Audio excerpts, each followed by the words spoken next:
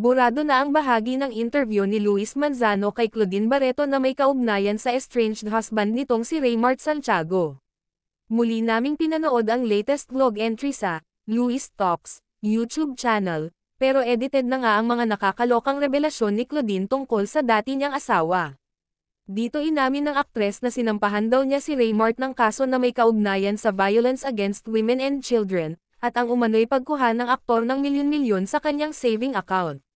Bukod dito, nabanggit din ni Claudine ang tungkol sa patuloy na annulment case nila ng nakahiwalay na mag-asawa, at ang pagkuha ni Raymart sa kanilang bahay pati na ang usapin sa custody ng kanilang mga anak. Hindi na mapapanood ang naturang panayam sa vlog ni Luis. Ang tanging natira sa edited version ay ang mga kwento ni Claudine tungkol sa star for all seasons na si Vilma Santos. Mukhang inunahan na nga ni Luis ang kampo ni Raymart sa posibleng pag-resback sa kanya, dahil sa inilabas na panayam kay Claudine matapos magbanta hinggil sa paninira sa aktor. Naging super close sina Claudine at Vilma nang gawin nila ang blockbuster at award-winning film na Anak, mula sa direksyon ni Rory Quintos. Ayon kay Claudine, si Ate V raw ang nagligtas noon sa kanya habang down na down siya sa buhay at tangkaing saktan ang kanyang sarili. Si Vilma pa nga raw ang nagpayo sa kanya na ipaglaban ang kanyang karapatan bilang babae at bilang asawa at ina. Pero itinanggi naman daw ng veteran actress na pinayuhan niya si Claudine na idemande si Raymart, base sa pahayag ni Nanay Christy Ferman sa radio program nila ni Romel Chica na Christy Ferminit. Kasunod nito, naglabas naman ng pahayag ang panig ni Raymart laban sa kontrobersyal na panayam ni Claudine sa pamamagitan ng abogado ng aktor. We will not address, dignify, or respond to any statements made by Ms. Barreto regarding our client, for doing so is a breach of the gag order issued by the Honorable Court where the parties, case for nullity of marriage is undergoing trial, ang pahayag ng lawyer ni Raymart.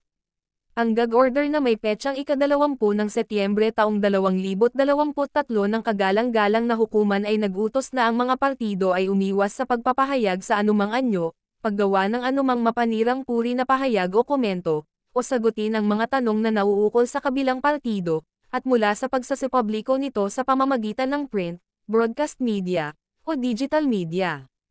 Ang gag order na ito ay nananatiling may bisa sa mga partido.